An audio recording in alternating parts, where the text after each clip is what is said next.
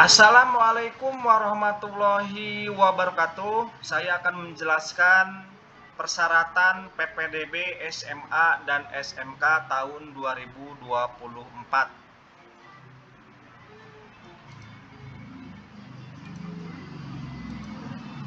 Pada tahap 1 ini, baik tingkat SMA maupun SMK itu akan dibuka pada tanggal 3 sampai 7 Juni 2024.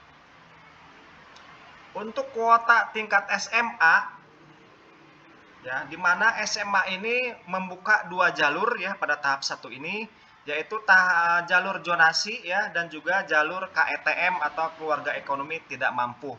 Untuk jalur zonasi pada tingkat SMA itu kuotanya sebesar 50% ya. Jadi banyak sekali ya, hampir setengahnya mungkin ya. Setengahnya dari penerimaan seluruh peserta didik yang akan diterima ya di sekolah tingkat SMA tersebut ya. Contohnya misalkan suatu SMA menerima peserta didik pada tahun 2024 ini sebanyak 432 ya. Berarti yang akan diterima pada jalur zonasi ini itu sebesar 216 siswa ya. Yang kedua, jalur KETM atau keluarga ekonomi tidak mampu itu sebesar 15% ya. Pada tingkat SMA ya. Mungkin dari misalkan yang diterima keseluruhan 432 mungkin sekitar 60 ya, 61 siswa ya. Kemudian pada kuota tingkat SMK ya, sebelumnya jalur yang dibuka pada tingkat SMK pada tahap 1 ini yaitu prioritas terdekat ya, yaitu sebesar 10% kuotanya ya. Atau sekitar kalau 432 keseluruhan yang akan diterima yaitu sekitar 40 ya mungkin ya, atau 60 atau 40 lah, 40 mungkin. Kemudian jalur KETM atau keluarga ekonomi tidak mampu itu sebesar 15% ya. Nah, jadi di sini tahap 1 ini yang paling banyak diterima ini adalah pada tingkat SMA ini adalah jalur zonasi ya. Maka jangan kalian sia-siakan yang rumahnya dekat dengan sekolah tujuan yang kalian inginkan.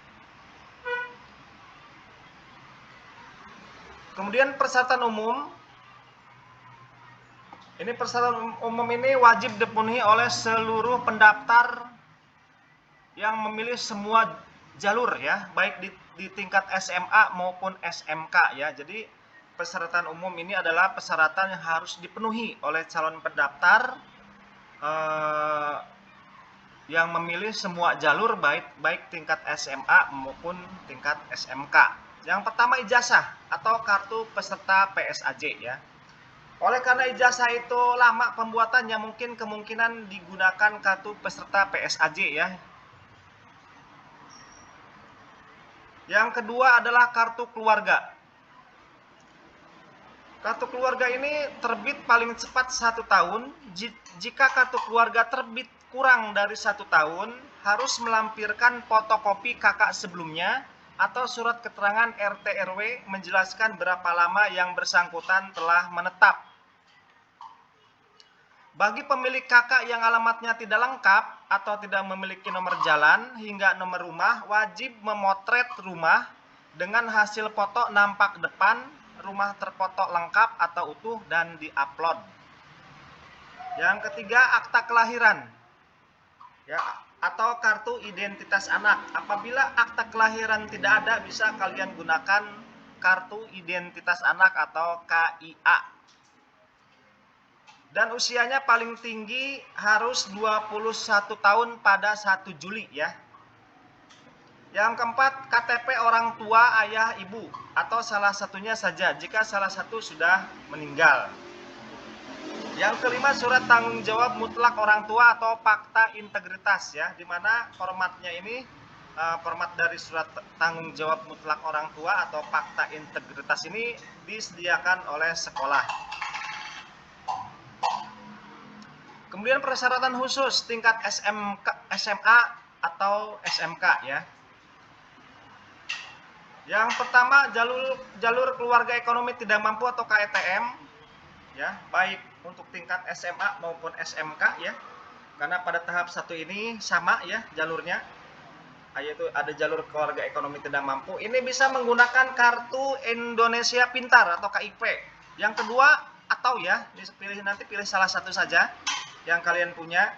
Program Keluarga Harapan atau PKH, atau kartu keluarga sejahtera atau KKS, atau kartu bebas sejahtera atau kartu sembako murah, atau juga misalkan tidak punya kartu bantuan dari pemerintah, kalian bisa menggunakan surat hasil musyawarah desa yang menjelaskan keadaan keluarga tidak mampu ya. Nah, untuk kartu-kartu bantuan tersebut harus terdaftar di Data Terpadu Kesejahteraan Sosial atau DTKS Dinas Sosial. Kemudian untuk tingkat SMA ya, persyaratan khususnya yaitu jalur zonasi akan menggunakan alamat yang tertera di kartu keluarga yang terbit paling cepat 1 tahun tersebut ya. Semua persyaratan umum dan khusus sesuai jalur yang dipilih harus di-scan ya nantinya. Jadi persyaratan umum dan khusus itu dari sesuai jalur yang dipilih itu harus di-scan ya, dari berkas-berkas yang asli ya, supaya jelas hasilnya terlebih dahulu. Kemudian file scanannya, nah kemudian file hasil scanannya itu akan diupload ke web PPDB pendaftaran. Selanjutnya, bagi calon peserta didik yang tinggal dengan wali atau tidak tinggal dengan orang tua, ada ketentuannya ya. Yang pertama, telah berdomisili paling singkat 1 tahun, dibuktikan kesesuaian data kota kabupaten pada kakak wali dengan sekolah asal pada saat kelas 9. Yang kedua, dibuktikan dengan kesesuaian nama wali pada buku rapot atau ijazah. Yang ketiga, melampirkan surat kematian dari RT RW apabila orang tua meninggal. Yang keempat, melampirkan surat akte cerai dari instansi berwenang jika orang tua bercerai. Yang kelima, wajib melampirkan surat pernyataan tidak keberatan dari kepala keluarga yang menerima calon peserta didik untuk berdomisili dan tercantum dalam KK-nya, serta surat kuasa pengasuhan dari orang tua. Kemudian pilihan sekolah pada tahap 1 untuk tingkat SMA itu ada jalur pada jalur KETM ya, itu 2 SMA negeri ya. Jadi ada 2 SMA negeri yang untuk dipilih, yang kalian bisa pilih, dan juga ada 1 swasta atau jika tidak bisa disalurkan. Yang kedua, jalur zonasi pada tingkat SMA itu sama ya dengan jalur KETM, yaitu 2 SMA negeri dan 1 swasta, atau misalkan tidak memilih swasta, kalian bisa disalurkan oleh sekolah.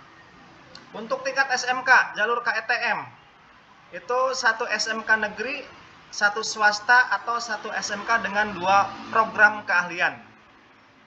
1 SMK negeri, 1 swasta, atau 1 SMK dengan 2 program keahlian. Untuk jalur prioritas terdekatnya sama ya dengan jalur KETM untuk tingkat SMK, yaitu 1 SMK negeri, 1 swasta, atau 1 SMK dengan 2 program keahlian. Nah, itu saja penjelasan singkat dari saya, mudah-mudahan bermanfaat ya. Jadi jangan lupa pada tahap 1 ini akan dibuka serentak ya, baik itu tingkat SMA maupun SMK pada tanggal 3 Juni sampai 7 Juni 2024. Kemudian untuk jalur yang dapat kalian pilih pada tingkat SMA ada jalur KETM atau keluarga ekonomi tidak mampu, dan juga jalur zonasi. Untuk tingkat SMK pada tahap 1 ini ada 2 jalur juga, yaitu jalur KETM atau keluarga ekonomi tidak mampu, dan juga prioritas terdekat ya. Demikianlah, wassalamualaikum warahmatullahi wabarakatuh.